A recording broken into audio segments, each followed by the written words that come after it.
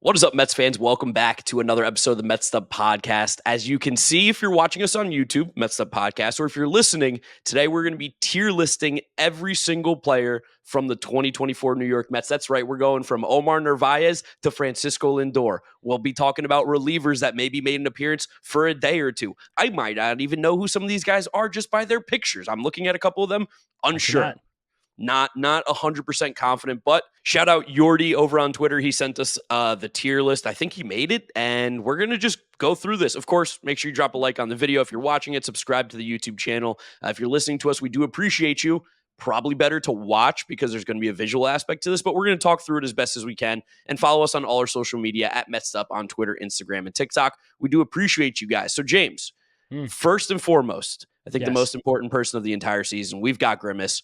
What tier would you put Grimace in for the 2024 season? He has to be in the S tier. I think this S tier might alone wind up being Grimace and Francisco Lindor, but Grimace changed the season. He turned the whole thing around. I don't think the Mets go to where they get to weirdly without Grimace. Yeah, no, we're putting Grimace in S. I mean, I know I was a cranky old man about the Grimace seat, but the vibes were incredible. Grimace brought the heat, and this will be remembered as the Grimace Mets 2024. So definitely going in S tier. Mr. Mets included there too. So I think Grimace, Mr. Met, the whole conglomerate of mascots all goes in the S tier because the Mets are the best mascots in baseball. Whatever it was, we're happy with it. Now is where we get started with some crazy players.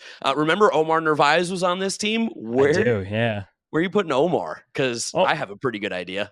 Yeah, Omar Narv&aacute, you guys remember, wasn't just one of the worst players in the Mets this season. He had one of the worst performances in the history of professional baseball, accumulating -1 F4 in only 28 games, 69 plate appearances. Bad at offense, bad at defense, bad at base running, literally bad at everything. An 8 WRC+, 92% worse than league average at the plate. Omar Narv&aacute very comfortably is going to wind up in the F tier. One of the worst Mets I can literally ever remember. If we ever run back that worst Mets bracket, Omar Narv&aacute is going to go down as one of the worst Mets ever, I think.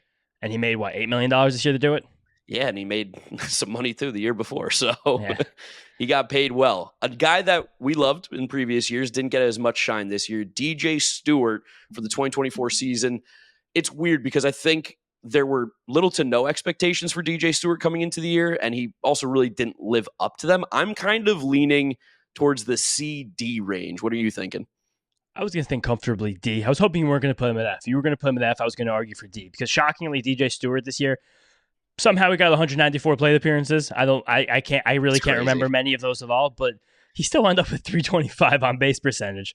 Like in terms of all Mets on base percentages, that was in between Luisangel Acu&ntilde and Mark Vientos. That's pretty funny.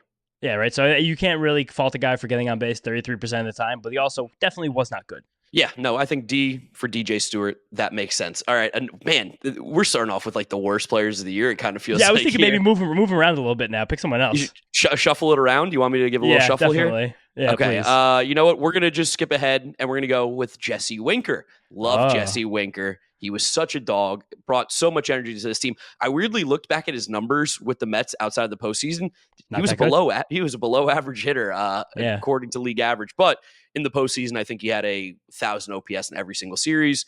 Makes you scratch your head a little bit as to how he didn't play every single game. But I'm leaning towards B for Jesse Winker. Does that make sense?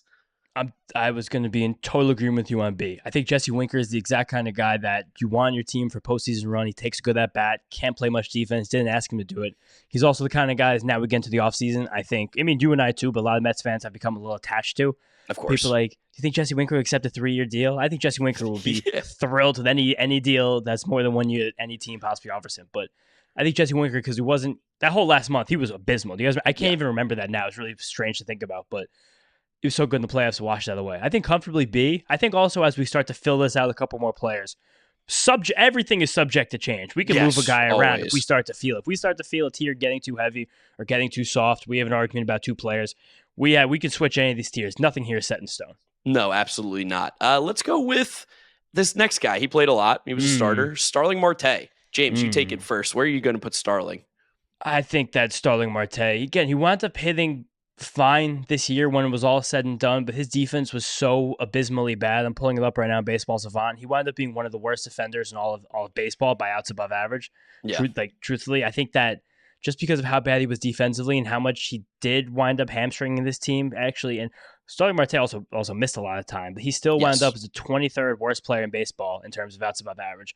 Oddly enough, not the worst Met. Not even the second worst Met. Pete was worse, and technically Jesse Winker was worse, even though most of that didn't happen as a Met. But I think with that, all things considered, Starling Marte almost tied with Mark Vientos for bad defense there. So I guess I just C. I think I'll give him C, but I would be comfortable to move him to B once we start to fill this out more. I was thinking C originally too. He didn't have. I mean, he had a bad defensive year. He did get some big hits for us in the playoffs. I feel like he was getting on base a lot too. And as the season got longer, I felt like he got better just in the quality of play and at bats. And even in the playoffs, he started playing a lot better defense in the outfield. So maybe it was just take some time for him to get his legs back under him. I'll say this: that almost makes it worse how bad he was in the regular season. The fact that it seemed like he might have just been dogging it a little bit when the summer of the season was still young, but he has some good moments in the playoffs. He also has some really bad moments in the playoffs. I'm always going to be critical of Starling Marte. He's not really the kind of player I ever really like to hang my hat on. A guy with a low on-base percentage, low power, and doesn't exhibit the best effort the most consistently. That's kind of the exact opposite of the guy I want to have a big contract, one of my favorite teams. So just all that beside the point, I think a C. Yeah, I think that's a fair spot. Edwin Diaz. I think this is a tough one because I think depending on the Mets fan that you ask, you're going to get very, very different answers. I think me and you both can understand that Edwin Diaz is still one of the top closers in Major League Baseball, had a rocky season, but truthfully, if you're talking about best closers in the league, guys you want getting outs in the ninth inning or against the biggest hitters in order, there's not many guys that get picked above Edwin Diaz, but the season was rocky. So I'm between A and B, I think, right now for Diaz. I was going to comfortably put him on B. I just think the amount of literal blown saves he had, he's a guy who was hard for me to put on A, but you still look at a guy with almost a 40% strikeout rate. Still, when it was all said and done, kind of shockingly, only had a 3.5 ERA, and every single other ERA estimator was well below that. He just seems like, he did pitch his best in the postseason. After he had that really bad outing against the Braves in the doubleheader Monday, he still wound up being fantastic, but he did blow a lot of saves. He did put the Mets in the hole they were in, but you still see a very, very, very high-end closer in Edwin Diaz. So I want to put him B, want to put him A right now. What are we thinking? I like B. Okay, let's keep him in B. Let's throw in a random guy right now. Ooh, I'm gonna go with this dude with the beard, the Amish looking fella, Adrian Houser. This one's gonna be short and sweet, right? F. Yeah, I mean, he was horrendous. I can't remember a time where the Mets acquired a pitcher that was, almost, there was nothing really great about him. I will say this, but Adrian Houser is hilarious. This doesn't make any sense, but only a 3.2 ERA in 35 innings out of the bullpen. I mean, maybe that would have been his spot, but also he stunk. I couldn't watch him pitch. No, it's terrible, horrible. All right, more of a real player here. Let's go with Luisangel Acu&ntilde. Ooh. Yeah, a little bit tricky here because he's so damn cute. We know that. We love saying he's a zesty little Whit Merrifield. I think you got to give him an A, right? I mean, he came up and filled in for Francisco Lindor and was incredible when he did. Yeah, I was actually leaning there too. It's just weird to have this tier list where like Luisangel Acu&ntilde is going to be like the first guy in the A tier, but this team truthfully wouldn't have made the playoffs if not for him. If it wouldn't have made the playoffs, we wouldn't have gone on that run. It's like everything that he did in those 2 weeks of baseball, 40 plate appearances, he was kind of the spark that did supercharge this team turning around those last few weeks and getting to the spot they got to. So I think he has to be an A. Like he was fucking tremendous. No, I mean, listen. Francisco Lindor went down with that back. Without Luisangel Acu&ntilde's performances, we are not in the playoffs. We do not make the postseason without Acu&ntilde doing what he did in that time filling in for Francisco Lindor. He was awesome. Really looking forward to what he can do next year. Temper expectations. Again, I think we have to remind people just because he has the same last name as his brother Ronald, temper expectations. But I was really impressed with what we did see in that small sample. And again, these rankings, they're kind of just how we feel. There's no real rhyme or reason. There's no calculation, scientific method. We're spitting out how we feel about these guys. Yeah, I asked Mark at the beginning. I was like, are we going to do these like based on players' expectations at the beginning of the year? We're going to be based on just how good we think they are. And he was like, dude, it's our show. That shit doesn't matter. Like we could do literally whatever we want. And now I'm looking at this tier list and I see Luisangel Acu&ntilde ahead of Edwin Diaz. So it's definitely just about kind of the vibes and how we feel. And at this year, Luisangel Acu&ntilde gets an A. That's how he played. No, he was fantastic. All right, the guy who you asked me about before we started the show, Tyrone Taylor. Goddamn, he's a good baseball player. Where do we put him on this tier list? He might be the most difficult one to rank because I love Tyrone Taylor. Put him in S, but he obviously did not perform like an S tier player. I think it's just because he's a good baseball player. I love him. he was so valuable, especially in terms of what the team actually needed him to do. Like, part of me does want to put him in the A tier, because when we got down the stretch and when the going got tough, Tyrone Taylor was playing center field for the Mets every single day. So just think about that for a second. The Mets went to Game 6 of the NLCS, and Tyrone Taylor started in center field. 13 out of the last 14 games the team played this season. It's like he was the team. Again, it's a weird situation where I don't think they get to the place they got to without Tyrone Taylor. And he wound up being like a plus value in center field and a significantly better hitter than Harrison Bader. So I still don't think we can put him in A, though, because he still objectively wasn't actually good. His on-base percentage, as we have said before, one of the best players in the league with on-base percentage under 300. But I think he could comfortably belong in the B tier as someone who we don't go where we get to without Tyrone Taylor. He was for sure a net positive to this team. Like, there's no doubt about that. And I'm glad you were in agreement with the B, because I think, again, our bias probably gets in just because he's like such an interesting baseball player in like a puzzle piece of what can be in a successful organization, that he's a guy that you want on your 26-man roster, but you probably can't put him in A because he's not truthfully a difference maker. He just makes the team better. Yeah, he's also kind of a grinder. Like, he's not elite in center field. Like, he doesn't have the same kind of prowess that Harrison Bader had, of course. We saw it over the course of the year.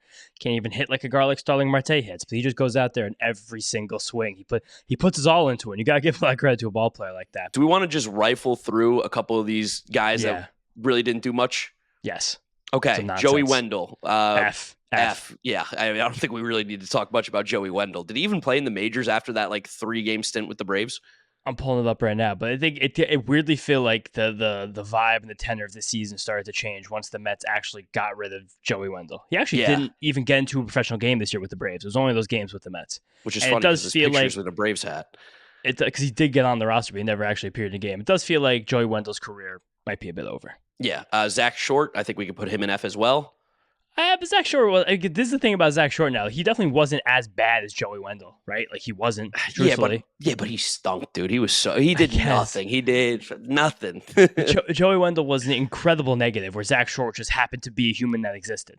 Yeah, but that's like, Joey Wendell was like a 2% on your test. That's an F.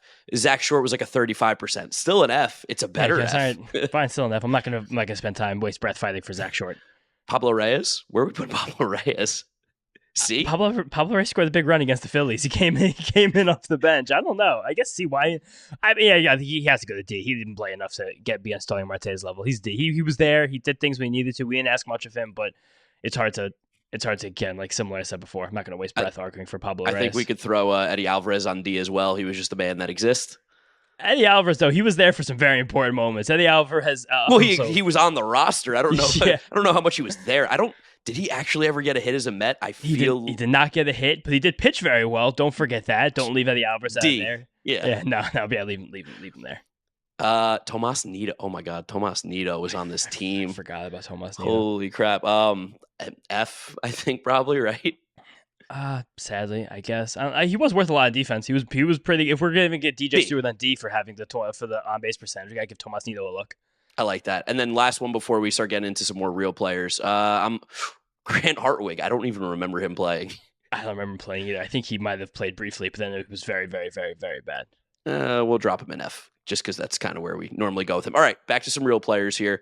Let's go with Francisco Lindor. James, S. Get us started why he's an S. Yeah. S. Francisco Lindor, I think this year re-cemented himself to the rest of the world, not to Mark and I, most of you guys listening to this podcast, as one of the 5 or 10 best position players in the entire league. He's rock solid as it comes. If Shohei Ohtani didn't exist, he would be the most valuable player in the National League. Just tremendous season, tremendous person, tremendous player, tremendous all aboard. Never forget Noah Greenberg from the Washington Post saying his career was over as a 27-year-old 2021. Shout out to Washington Post and Noah Greenberg for that one. Francisco Lindor is the shit. S. Never forget Joe from Massapequa too, probably talking about how this guy's getting paid $30 million a year to do this. For what? For what? He doesn't even have a batting average of 300. This guy stinks. I tell you what, I'd like to make $300 million. That's what I would like to do. That is always the twist. Is that you could pay me that much and I would do better. It's like, one, you wouldn't, and two, he's amazing. Francisco Lindor is definitely in the S tier. Let's pull out another big hitter here. How about I'm looking at JD Martinez. This one is decisive and divisive. Decisive is not the right one. Yeah, decisive is far along the word. So the accusations of us messing up all of the definitions of words will not end soon. No, I think JD Martinez, similar to why we put Jesse Winker in the B for letting the recency bias affect his ending. I don't think we can put JD Martinez far below that B tier just because the season was still good. And similarly, we don't get to where we get to without JD Martinez. JD Martinez was still someone who's better than league average. I credit JD Martinez with a lot of turning Mark Vientos into a legitimate perennial all-star. Like, I think that him as a person on this team, even just signing him sent a signal to everybody else that we were more serious than I think the world was making us out to be. Crazy he only wound up appearing in 120 games. I thought that'd be higher. Still only hit 16 home runs, which is just really not a very good season at all. But I don't know. The OPS was still 730. Like, that's not horrible. It's better than league average. I don't know. I see him in Starling Marte, and I think that JD Martinez had a better season than Starling Marte. It's so funny because if JD Martinez was fat and left-handed and named Daniel Vogelback, he would have been murdered. He would have been an F tier because everybody hated Daniel Vogelback. He had worse numbers than Daniel Vogelback when Vogelback was a Met. But I do think, but not fat, of course. I do think that his impact was bigger than just on the field. And again, while in the postseason and towards the end of the year, he was horrendous, unplayable. He did have some really big moments for us. He was a big part of that push to get to being the best team in baseball since June 1st. I was thinking more C, but I don't have a problem putting him in B. I think that's okay. I'll also say, again, as we start to fill out more of these players that played regularly, like, there's definitely going to be some shuffling of this tier. Like, Starling Marte is looking very lonely down there, and I'm trying to even think of who else could join him. But it's I've got someone who could join him right now. You want me to pick someone out who I think should go in C tier? Yeah, do it. All right. I am going to go. It's a little bit tougher than I thought it would be. I know who's going in. I know who's going in C tier. All right. We're going to go with Mr. Jeff McNeil. I think Jeff McNeil was C tier this year. All right, I agree with Jeff McGill in the C tier this year, but there's another where, like, he did wind up not being as bad as he got credit for, as bad as people pretended he was. You are particularly harsh on our buddy Jeff McNeil, as opposed to I don't me. Think that's true at all. I think it's just you're particularly friendly to your buddy Jeff McNeil. I think that's why. Fair. Our friend Jeff McNeil. I think the thing with him is that, again, the second half was much better. The injury hurt, but that's obviously not his fault. The first half of the season was atrocious. It was terrible. Like, he was almost unplayable. He has more value. Yeah, he has more value to this team than his numbers show because of the ability to play infield and outfield, and he was hitting really well in the second half. I think if you asked him how his season was, I think he'd put him there. I think he'd say I had an okay season. Maybe he'd even say he had a bad season. And I think him and Marte are similar in that we wanted more, we just didn't get it, even though I think there's still room to be better for both of them. It's funny. After the All-Star break, until Jeff McNeil shattered his wrist in 40 games, he had just clicking this last thing right here. Let me guess, like 960 OPS, I think it was, or something. I think you almost got it on the money. It was 923 OPS. Yeah. But again, there's only 40 games, so I can't let that 40-game sample derail from how he was one of the worst players in baseball before that happened. So you're right about the C tier. C tier. Okay. Anybody you want? Call someone out, James. Who do you want to start it off with next? Do Francisco Alvarez. Okay, Francisco Alvarez.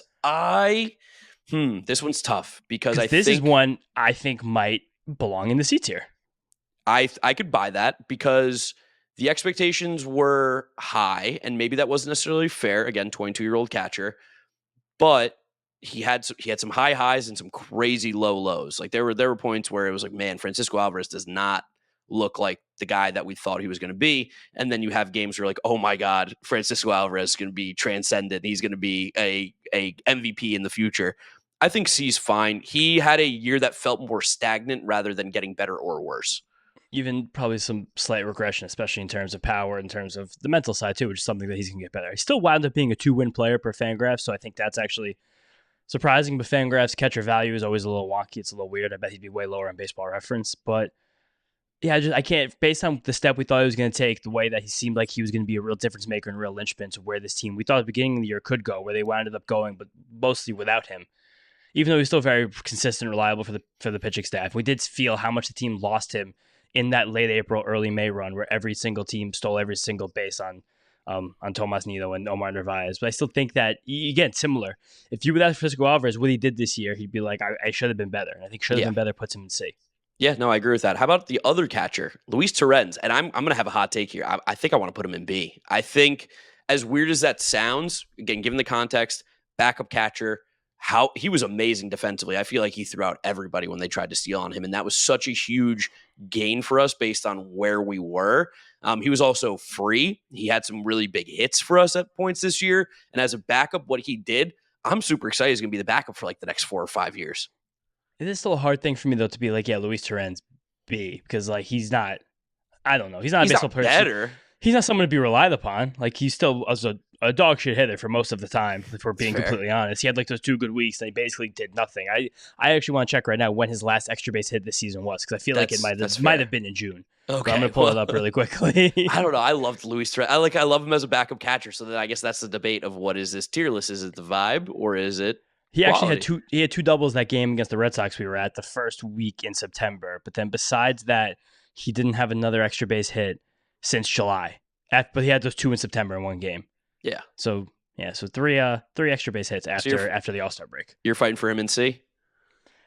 Again, not going to waste a lot of breath on Luis Torrens, but I think that I would put him in C. All right, we'll put Luis Torrens in C. He wasn't Pudge Rodriguez behind the plate. Like he wasn't like he can't do anything on Luis Torrens. He did settle it down back there. He was a good catcher, but it's hard for me to be like, I have to do that. I mean, very good caught stealing numbers though. In his pop time, he was tremendous back there. He's disgusting back there defensively. Yeah, to be like, better than Francisco Alvarez, but I don't know. It's better than Austin Hedges. That guy was starting playoff games. That is very true. All right, let's go with Candelita. Let's go Jose Iglesias. Take it first, James. Hard day for Jose Iglesias. Jose Iglesias transformed this team. OMG hilariously transformed this team. But just the fact that he put together, he had the highest batting average in the National League of any player that took at least 250 plate appearances. Wait, Luis Arias didn't have a higher batting average? No, Luis Arias, not that good. 2 guys who are both going to be free agents this offseason, Jose Iglesias and Luis Arias. Why is Luis Arias going to be a free agent? Because he's going to get non-tendered by the broke-ass Padres. Really? You think so? There's some rumors that are trickling out about it. Have you you've been in Nashville the last couple of days? Been in Nashville, there, but it's going to be I think it's a really good chance based on where they're at. They're going to non-tender him, which is going to be hilarious and amazing for your brand. But amazing. Jose Iglesias having a 337 batting average and 380 on base and 830 OPS while playing fantastic defense at second base and third base, because he'd go there at the end of almost every single game for Mark Vientos. He did fall a little bit flat in the postseason, but he still took some good at-bats and got some hits when we needed to. He's definitely a strange, unique, very unique baseball player, very unique in the Mets lexicon as a 34-year-old slap-hitting second baseman who's also a number one single recording artist. But I think the Mets don't get anywhere near where they got to without Jose Iglesias. Yeah, no, I mean, I was almost going to try and make an argument for S just because it was like kind of really turned the entire season around when he's kind of got here. He changed a lot. Yeah, I hear the argument, but I just don't see Francisco Lindor and Grimace. He can't be close. No, he can't go in the same one. Let's do another one here before we start going into a bunch of just random players to get through. Let's talk about Luis Severino. We haven't done a lot of pitching yet. It's been a lot of hitters, I realized. I haven't been picking almost any pitchers. Basically none, actually, so far. Don't know how I did that. Luis Severino, your boy. Where you got him, James? Luis Severino's an interesting one, and I'll tell you why. Because Severino, I think what he gave us in terms of volume was as important as anything. That he pitched the most innings on this Mets team, 182, the most innings he'd thrown in a season in 5 years. But it wasn't always the cleanest. It wasn't always the smoothest. There was a lot of back and forth in terms of his effectiveness. I do think he benefited from a lot of good luck, a lot of good defense. But he never really got a step forward where it felt like Luis Severino had a chance to be any kind of level, not even just of dominant, but of consistently above average. Even though I do love Luis Severino. And again, like I'm saying for a lot of these guys in these upper tiers, we don't get to nearly where we got to without Luis Severino. So I even want to ask you where, because I think I would put him at B, but I might be understating how important that volume was that he gave us. But then I think of other guys that are going to be in the A tier. I'm already starting to think about Sean Manaea. I'm starting to think about David Peterson. The guys who pitched less, I say that Sean Manaea tongue-in-cheek. He got one fewer out this season than Luis Severino. But I think that Luis Severino, just because he was a guy who was like a 4 ERA guy, even though he gave the volume, that to me is a solid B tier player. Yeah, no, I'm glad you said B. I was going to put him in B because he was, again, positive value to this team. He was good. Super positive value. Wasn't great. He was good, wasn't great. And I think that's kind of the difference between him and the guy you just mentioned, Sean Manaea, who you have an argument, I think, for S with Sean Manaea. I do think, though, there's an argument, but I think it has to be A because it turned out to be a tremendous season. It still didn't turn out to be like one of the top 20 seasons in baseball. And I think there's also a funny difference between Manaea and Severino that we're all going to see in the next month, that Manaea is probably going to get $100 million guaranteed to them. And I think that Luis Severino will struggle to get a third-year guaranteed to him. So I think that is just a good indication of where each of these guys had their seasons. But I say that shit. Manaea was amazing. The first half for Manaea was just like it was solid. It was average. It was middling. It was kind of exactly what was expected. And then he just decided to become Chris Sale. He became Chris Sale for 2 straight months, and he led this team on a path to the postseason. I will truthfully never forget Sean Manaea's 2024 Mets season. No, Sean Manaea was incredible. Yeah. I mean, I think, again, we're probably going to leave S to just Francisco Lindor and Grimace, but Manaea was the next closest player that I can think of right off the rip. Well, there's going to be, I think, one more, but he would be the by far highest ranked pitcher of the entire year. Yeah, I'm going to do some really stupid arguments for the S tier as we go on, but I'm going to save those. Okay, you're going to save those. It's fine. I haven't been doing a lot of pitchers. So, wait, Brooks Raley's on here? That's crazy. Why is S. Brooks Raley on here? S. No, we'll just put him in, not ranking him. I'm just keeping him off. Yeah, no. Not going to put him on there. All right, how about David Peterson? We spoke about him briefly before the break. He had a pretty great year. I think he has to be an A. Like David Peterson, when David Peterson went out to pitch, the Mets won their baseball game. And I think that's something that just can't be understated based on how important. Not a wins podcast. Not the wins podcast, but in terms of a team win, like every single win the Mets got this year wound up being mightily important. If the Mets would have literally lost one fewer game in any month this year, any 50-50 game went the other way, we do not just go on the magical run that changes all of our lives, weeks, months. Not lives, definitely not lives. But they wouldn't have just changed our fall of 2024. David Peterson is a legend for that. I don't know what the future is going to hold for David Peterson. I don't know exactly how sustainable all of this was. I'm fascinated to see what winds up happening through the next summer months. But based on what he did last year, results-wise, 2-win player, 2.90 ERA, like that's an A guy for me. Yeah, no, I agree. And he had some really big performances for us, too, in some huge games. Like you said, the Mets won when he got out there with this lineup, with this team. All you had to do was give us a chance. David Peterson is almost the exact proof in that. Give us a chance. We can win this game. And David Peterson, he did that. And the hip, maybe the hip was a real problem. He fixed the hip and he looked a lot better. So I think something to keep an eye out for next season for sure, because he will be here and he'll be getting some major, major innings. All right, one more pitcher. In the regular season last year, David Peterson, 21 regular season appearances. The Mets won 15-6 in those games. Yeah, I mean, it's fantastic. Stupid. That's so sick. Silly.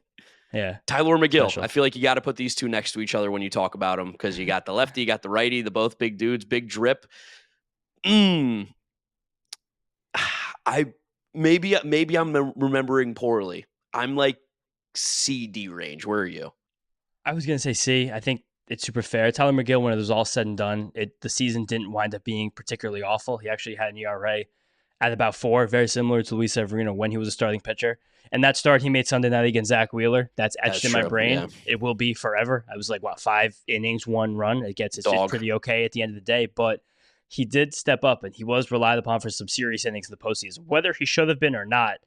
And again, sometimes he's not performed very well in those opportunities at all, 10 ERA in the postseason. But I just think we saw like a legitimate step forward mentally from Tyler McGill this season. That makes me, and it still wasn't very good, but he's someone who I don't want to like gouge my eyes out. He's going to be on the roster next year. Yeah, I think that's fair. That's a good way. And if you look at the guys in the D tier, you look at the guys in the C tier, it does feel like his season was probably more similar to the C guys. Well, right now, what it looks like is the C guys were dudes who didn't necessarily perform that well that were on the major league roster, and then D and F were like guys that were no longer on the team when it mattered. Yeah. That's part of it. That's it. Those are the breaks. That is part of it. Okay, let's go to relievers. We have only done Edwin Diaz. I want to do Reed Garrett. Where are you putting old Reed Garrett? Because he's got a tale of like 6 different things going on this season. He started so incredibly hot. Honestly, seasons. Maybe saved the year. That doubleheader against the Tigers, what he did, that kind of changed things a little bit. I'm leaning right now B for Reed Garrett. That's where my head's at. I think B is comfortable too, and B is now kind of being the guys who were useful but not played up to their potential, or just like beat their expectations by enough. Reed Garrett, at the end of the day, it still seemed like a work in progress at times, where he couldn't exactly figure out his sequencing. He couldn't exactly figure out if his splitter, his cutter, his fastball was going to be his primary pitch. Couldn't really locate his sweeper that well all the time. Wound up with a 1.4 whip, which is truthfully unacceptable for a reliever, but the only way you can get away with that is if you're striking out over 30% of the batters, and Reed Garrett found a way to do that. And I think that Reed Garrett's someone that he could be back next year in this bullpen. Will be back next year in this bullpen. Someone that I think could have a pretty high ceiling. But I think B is comfortable. I don't know. There were times when Reed Garrett was really bad, times he was really good. He's definitely hard on that BC line, but B's now B I'm fine with. Yeah, Beast seems like a good one. I do want to let's just slip in one hitter before we go on another run of pitchers here. Harrison Bader. Where are we going to put old City Boy? The worst part about Harrison Bader is that he is always exactly what he is. Like he'll show Never you anything different. He'll show you spurts of like, oh, here comes Harrison Bader. He's actually going to figure out hitting. But Harrison Bader's never ever figured out hitting. But he's still just one of the best defensive center fielders in baseball. But seeing a 284 on base percentage and 400 plate appearances, which what did we tell you guys in preseason? Harrison Bader will not get more than 500 plate appearances. It's going to be between 400 and 500 plate, great defense, but eventually you're going to realize he's that bad of a hitter that it's going to just be hard to put him up there more. But one of the best defensive players in the team. I think he's another guy that just goes right comfortably in that C tier. He gave you exactly what you knew you were going to get out of him, but no more, no less either. He is what we thought he is, a defensive center fielder, and that's exactly where he goes, right in that C tier range. Michael Tonkin. Wow. The sleeper cell. Remember he was a part of this team? I'm not going to ask you. We're just going to throw him in F. And unfortunately, going to throw my guy Jake Diekman in F too. Just two guys. The hardest F. Yeah, one of the hardest. Started the year off part of this Mets bullpen. These are two guys they paid money for. These weren't even like free dudes. They were like contract to you two. Tonkin was a little bit of money. He was like $2 million, and Diekman I think was like 3 or 4, right? Diekman was a few. Diekman had a 5.6 ERA in 32 innings with a 17% walk rate. It's unbelievably bad. Yeah, I mean, listen, we're going to talk about how hard we hit on Ryan Stanek. Boy, do we miss on Jake Diekman. Jake Diekman did strike out Aaron Judge with 2 guys on in the 9th inning, though. That is true. Yeah, he did get that, and then was cut. Yeah. You poo-pooed Brooks Raley before, and I don't even remember this just to go, it feels like this year was that long. Brooks Raley pitched 7 innings this year and didn't give up an earned run. He pitched? 7 innings. Don't remember them. April. Yeah, it had to be that first week of the year. Did he give up a run? No runs. A. Brooks Raley goes in an A. That's an A. That's technically an A. We got to put Brooks Raley in A. Oh, man. Some of these pitchers, the names are coming back to me, and it's crazy. Johan Ramirez. Yeah. Oh, my God. Where do we put him? I think he's got to get about a B, right? He kind of killed the Brewers a little bit. I wouldn't say he killed the Brewers, but I think Johan Ramirez did something that was like meaningful to the Mets in the moment. He was a bad pitcher when he was on the mound, but I don't know that. I guess you got to put him in C, but D. I think you got to put him in D. He was so bad. He was so D. He literally only threw to Rhys Hoskins. Yeah, that's great. Fine. He goes in C for that. We could put him back down eventually. We'll rehash some of these as we start to put more players, maybe. But I'm putting him in C for that move. Okay, real guy to talk about here. Let's go with Kodai Senga. How do you rate his year? Oh, you almost can't. I don't know. I guess I'll just say put him in C. Him and Johan Ramirez next to each other is going to look funny on this graphic. But that is super funny. I give Kodai is getting vilified a little bit because of that game 1 start, but it's ridiculous.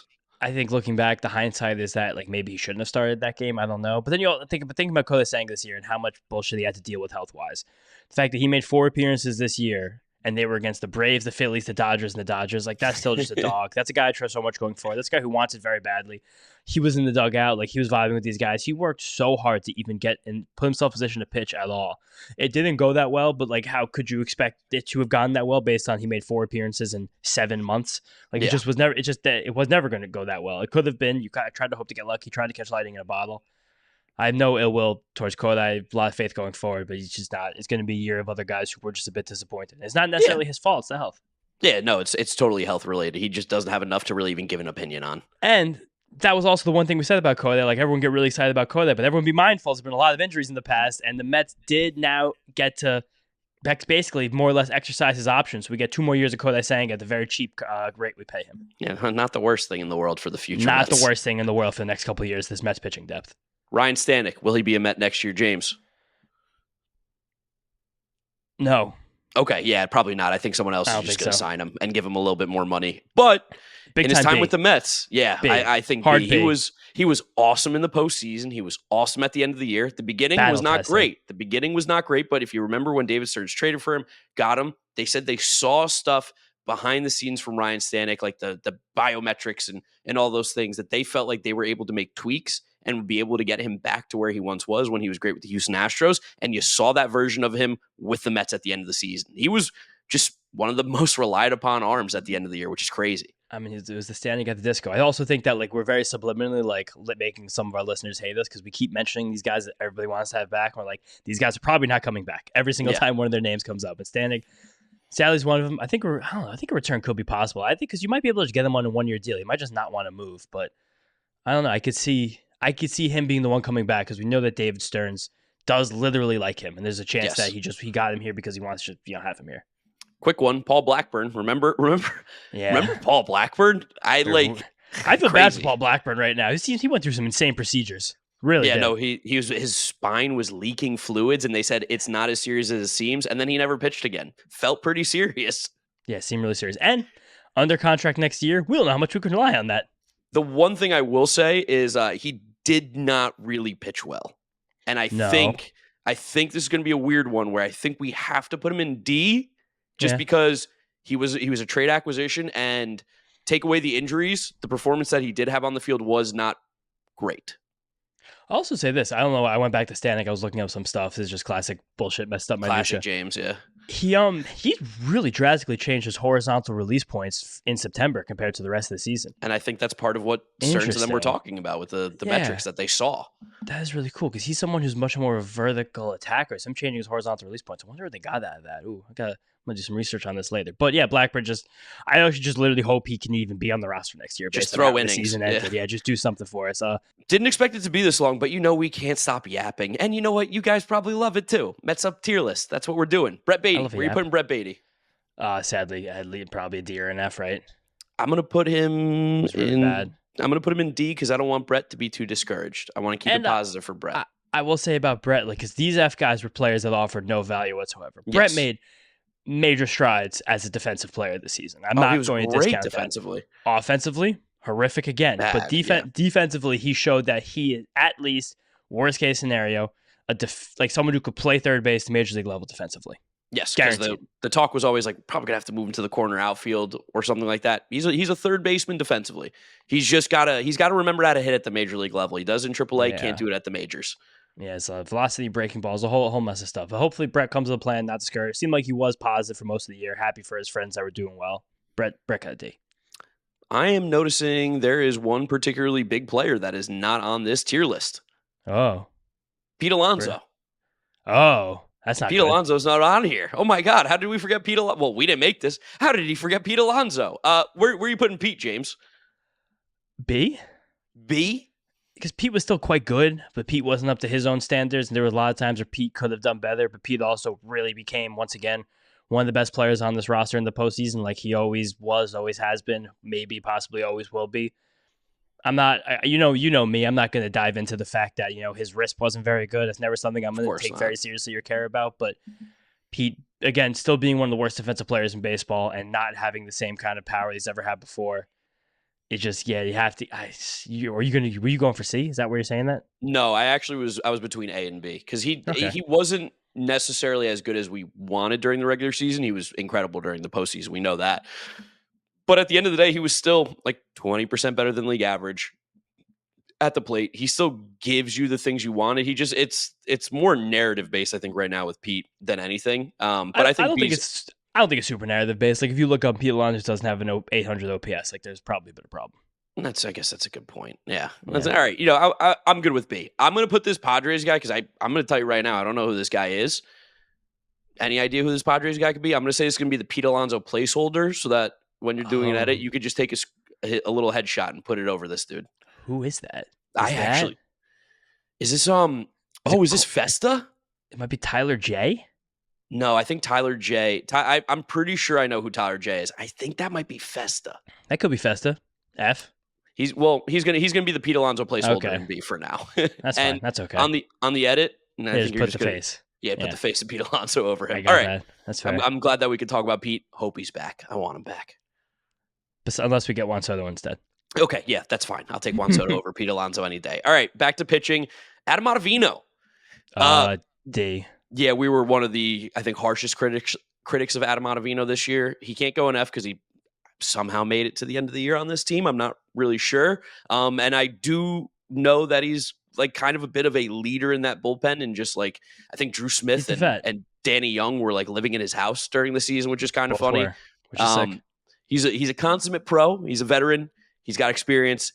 Just not very good anymore. I think that's kind of how it goes. He's still 30% strikeout rate, which I really can't believe looking at it now. What? Yeah. That's great. Well, D. That makes me feel even better than about D and not F. Yeah, I think it just became that Adam Ottavino has become a purely one-dimensional pitcher, and Hitters are very aware of that. Yes. Huascar Brazoban. Remember when we traded for him and there were some Mets people trying to tell you like this is the best reliever we've traded for in forever? I think we probably you want to give him an F or a D. I think we got to give him a D because he's not as bad as these F guys. Yeah, no, I think he's D, and he's weirdly going to be a part of this bullpen next year and the year after. I'm not mad about that at all. No, he has control forever and he has options. I'm cool with exercising those. He might retire him, Met. Yeah. Oh man, that's crazy. That's an he's insane. He's like 31 with 5 years of team control. Like I don't know what else could happen. That's an insane sentence. All right, how about Danny Young? Where are you going with old Danny Young? I feel like almost we should like rank the Youngs together. Like I'm only half serious about that. Danny Young came in and stabilized the fact that this team had a left-handed pitcher for a few months. He was not good enough to get real run in the playoffs. He did get some, but it was more accidental than purposeful. Also, a guy who weirdly worked his way to a 30% strikeout rate this year, almost 29.1. Much better than expected. I think a comfortable C for Danny Young. Yep, C as well. I think if you asked him, he'd be like, this was fucking awesome. I was a major leaguer this year. Year. I went to the playoffs. I think in terms of the Mets context, it was just like you were a player that existed for us and was fine. And that's totally cool. I think we're all happy with that grade. Yeah. And where do you want to put his brother, Alex? I think Alex probably a D. He just wasn't as good as Danny, but he was there. He hung out. Like that was fine. Not the worst thing in the world for Alex Young. How about everybody's favorite relief pitcher on the Mets this year? Jorge Lopez. I'm the worst teammate ever. Or I'm on the worst team ever. Where are you putting Jorge? The funniest thing about Jorge Lopez and the whole drama that came from everything is that when he was a member of the Mets, he wasn't really that bad of a pitcher. No. He had 3.7 ERA, which isn't great, but he also didn't strike many guys out. But it looked like he was kind of finally just starting to get his sea legs under him. I think just based on the outburst, though, and one of like the most immature things I've ever seen happen on a baseball field, he has to go in D. I don't know if we can put him in F, unless you want to put him in S because he changed the season. I was going to make an argument for S or A because without Jorge Lopez freaking out, Francisco Lindor, and they don't have that closed door meeting. They don't change things. Like you can literally look to the day that Jorge Lopez had a freak out and things changed for the Mets. Is that good or bad? Next day, they were technically the best team in baseball. Maybe I C. think it'd be funny. What about C? I'll tell you this. I think it might just. What are we doing here? We're going to be honest. We're going to try to get a funny graphic. We're going for a funny graphic. Let's make a mess. Let's put him in S. Jorge Lopez in S. Yeah. Change the season, man. Change the season. You know who else changed the season? Who? Come on, guess who changed the season? Look who's left on this. There's one picture of a handsome young gentleman who's really changed this entire season. I mean, I don't know how young I'd call him anymore, but Joey Lucchese was one of the most important. That's not who I was talking about. Mark Vientos. Yeah, I know. I was fucking around with you. Mark Vientos, though, you know what? I know you probably want to put him on S. I don't think I could put him on S. Why can't you put him on S? How are you not putting Mark Vientos? I'm going to fight you. Next time I see you, I'm going to hit you.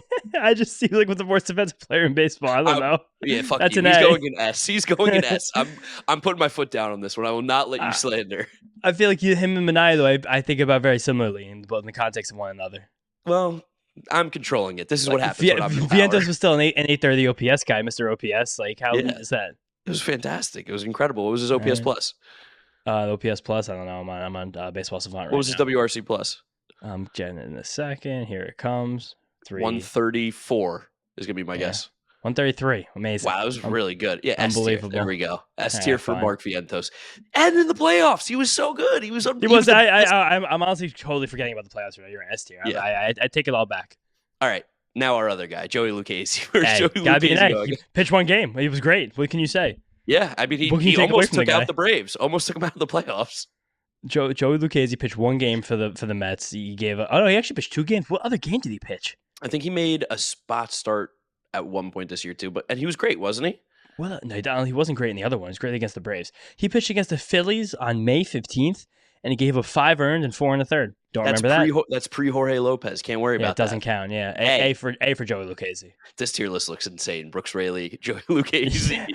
Hey, I mean, the guy when they were there, they performed. Let's go Brandon Nimmo because we're starting to get towards the spot of we're going to start rifling through guys. Brandon Nimmo, disappointing year, I think. Overall, yeah. Yeah, it was not a good year really anywhere for Brandon, and I think he had a lot more injuries than we were led on to for more of the season, and I think that it seems like he probably had plantar fasciitis for months. Yeah, and I think that probably affected his play, especially in the second half when he was not really good. I'm going to weirdly say Brandon Nimmo in C, and it's not any kind of detriment to him as a player for the future, but he was just kind of not great this year. I would still super vouch for him in B. What can you think about the difference between like him, JD Martinez, Edwin Diaz? Okay.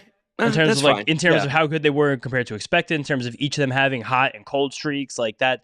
B seems like the tier for players who we thought were a serious net positive for the team, but just weren't consistent about it. No, you're right. That's good. So you keep me in check. You let me put Mark go. Vientos in S. I'll put Brandon Nimmo in B. That's a fair spot.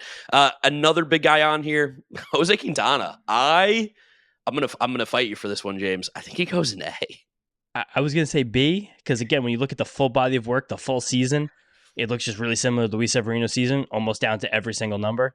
So it's hard for me to be like one guy in B, one guy in A. But Jose Quintana was big game, did the big games in the playoffs. He was a big game pitcher. I mean, he had that huge start against the Phillies, had the huge start against the Brewers. I felt like a lot of the time the season was on the line. Granted, the last time the season was on the line didn't really pay an out for Jose Quintana. But, I mean, you're probably right. It is. I think B is probably the right place to put him. But I will never besmirch Jose Quintana again. Never, ever again. I'll remember the rest of my life, and I take back everything I said. The only thing I'll ever besmirch is the Mets medical staff for not giving him a physical when they signed him to a free agent contract that included tumors, and they let the tumor. They let the tumor crack his rib, a stress fracture in his rib. I'll never, ever forget that. Can you imagine how big that tumor had to be for it to crack? This is what I've been saying the whole time. How do you let a tumor break a rib? Like that's a very serious thing to miss in any medical examination. If you go to your physical at the doctor, they'll be like, "Whoa, what's coming out of your rib cage over there? We have to get that thing in a scan right now." So shout out to Mets for that one, Jose Quintana. And we got three quick ones though before that actually like did real things this year. Phil Maton, where's Philly Maton going? Because the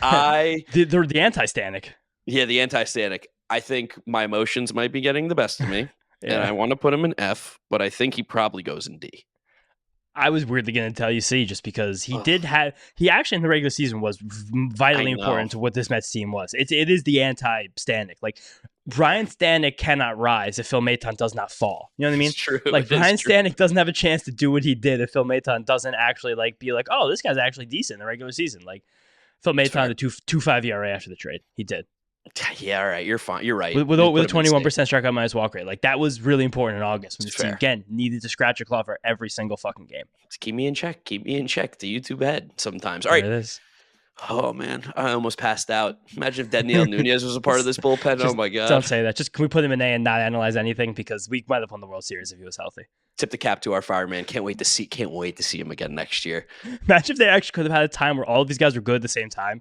If the Mets had the good version of Stanek, the good version of Diaz, the good version of Dedniel Nunez, the good version of Jose Budo, who we haven't put on here yet, and the good versions, and even Phil Maton, and a healthy Brooks Raley. Not even kidding, not being facetious, not being a dickhead. That's a top 5 bullpen in baseball. And one that I would have built myself. No, if it built from the ground up. Reed Garrett, too. If we had good Reed Garrett, oh my God. I built this for you, Paige, brick by brick. That's my favorite TikTok meme right now. When you get the weird ones, they're like, oh, thank God I did something right. Jose Budo. Booty. This is a Jose Budo podcast. It is. B.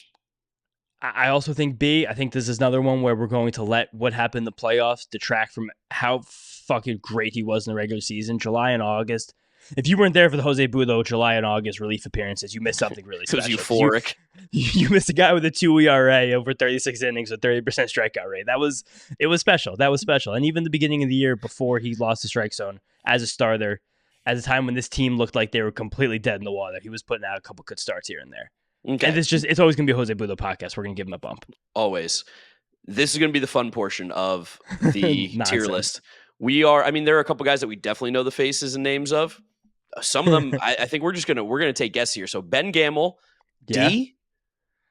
Ben Gamel was an above average hitter with the Mets. And he went on to, after the Mets released him, to be an above average hitter with the fucking, yeah, he's a 110 WRC plus guy, and he had the same amount of walks as strikeouts in 30 plate appearances. Unbelievable, honestly, when you say it like that.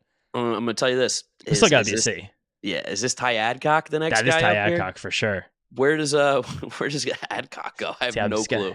It was Pride Month. The Mets needed to Adcock. That's a firm F. He was horrific. That guy sucked. This dude looks like a stand-up comedian, Nate Bargatze. I don't know. He does look like Nate Bargatze. I don't know who he is. Any idea? Look at the Mets active roster on Baseball Reference. No, I'm on it right now. Every guy who pitched an inning for the Mets this year, I truthfully can't figure it out because it's not one of the Youngs. My guess that would have been Alex Young for sure. Truthfully. Okay. Yeah, no, it's not Alex. And it's Young. not Grant Hartway. Oh, is that Tyler J? I think Tyler J's. Oh. I got it. That's is Cole it? Sulser. Ooh, I don't think it's. Is that Cole Sulser? I think it's Cole Sulser. Click his name. Look it up. I have no clue. I mean, regardless, if it's Cole Sulser or who do we That's say Cole it was? Sulser. It's Cole Okay. Sulser. F. That's him. Yeah, I mean, I don't know. Poor Cole got a bad rap. He's back in the Rays organization now. I'm sure next year he'll have like a 2.6 ERA over 75 innings. But yeah, that's Cole Sulser for you. How about remember when Julio Teheran started the game against the Braves? I at first I wanted to see if we could really get creative with this tier list and like have the tiers be like, holy shit, that guy played this season, which is with the Julio's. I almost feel bad ranking Julio Teheran anywhere below C, if I'm gonna be honest with you. Guy showed up for one game and faced a fully healthy Braves, and he got hit hard, but he went in with a plan, and we won the game. Won the game. He pitched with his heart on his sleeve, and that's all I can ask for Julio Teheran. No clue who this dude is. He has no facial hair. Doesn't look like he ever has had any facial hair. Who could this possibly be? I think that's Eric Orza. Oh, it is Eric Orza. Or is the guy next to him Eric Orza? No, that's Eric Orza, the guy next to him who looks like Jared Kelenic a little bit, or a lot of it. Jared Kelenic a little bit. I don't know who that guy is. I was thinking that's Tyler J.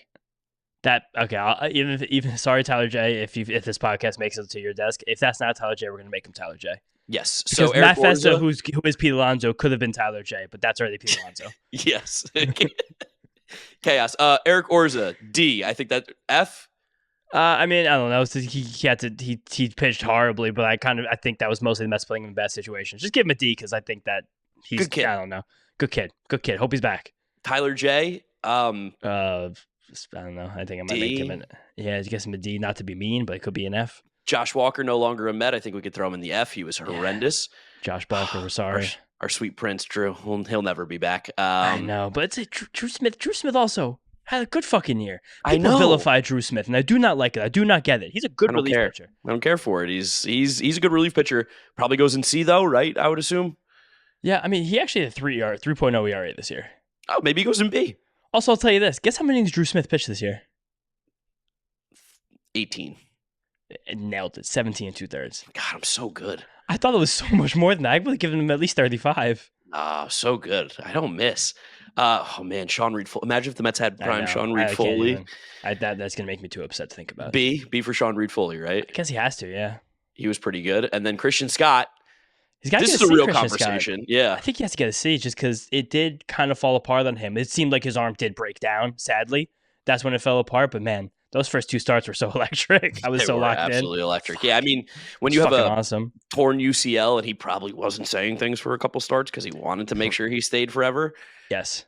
I think that you might be able to directly correlate his performance to when his elbow got blown out. Almost entirely. And he did get back to the Major League roster, so he did get to go on the IL on the Major League roster. So that means he got the full year of the Major League salary, at least the prorated rate from when he came up in May. So shout out Christian Scott for making some real money this year. Yeah, and I think the future's still bright with him. We just got to see what happens after injury. It's a long ways away. It's just going to be a while. But damn, those first two starts, the Rays and Braves, fuck, that was so awesome. That was so awesome. And then last but not least, our captain, Carlos Mendoza. Where are we going to rank him? I would say A. I was thinking A too. I don't think we can go S because I wouldn't do S. He's not perfect. He wasn't perfect, but he had a great, as a first year manager, kind of really couldn't ask for more from him. I felt like he was a leader. I felt like he was smart. He played JD Martinez a little bit too much in the postseason, but outside of that, I really think he did use data and was able to use it to his advantage and was able to, what's the word I'm looking for? Basically like collaborate. Collaborate. Yeah, collaborate's a good way. Collaborate with the front office and also be a good intermediary between the front office and the players. And I think he was tremendous with the media, which is a really hard thing for a first-year manager, especially in New York, to get used to. I think that especially just navigating a team that was so bad that wound up getting so good. But at the end of the season, didn't really feel like he was a rookie manager anymore, which I think is the best thing you can expect from a manager. And he's not really a rookie manager because he managed so many baseball games in the Winter League. But it was just a really good overall season, Carlos Mendoza. Not infallible, though, so he's not getting an S, but really good year. No, I listen. I'm looking at this tier list. The guys who were in DNF really didn't play for this team. And guess what? The rest of it, if you have on a 26-man roster throughout the entire year, as many guys in B, A, and S and a little purple Grimace mascot, you're going to make a run to the NLCS like the Mets did. I feel like this makes sense. Yeah, I'm all in this list. I'm down for it. I would like to reorder some of these guys before we save the graphic to put it on Twitter tomorrow. But Oh, we're gonna change the names of the tiers and everything for the graphic on Twitter. Okay, We're gonna have some fun. Me and you will talk while we're uploading this or whatever about what we're gonna make changes here. But for the YouTube and the podcast, this is, I think, the best job that we could have done. You can let us know what you think in the comment section. You can hit us up on our social media at Mets'd on Twitter, Instagram, and TikTok. Again, YouTube channel Mets'd Podcast. If you want to see the video version of this, highly suggest it. Where there's a lot of visual stuff going on here. If you're listening to us, Apple Podcasts, Spotify, Google, drop us a rating, drop us a review, download and subscribe. You can follow James on Twitter at James_Shiano. I'm Draftneck Mark with a C. Thank you guys for listening and watching, and we will catch you all later this week for another episode of the Mets'd Podcast. Peace out. Peace out. See you guys next time.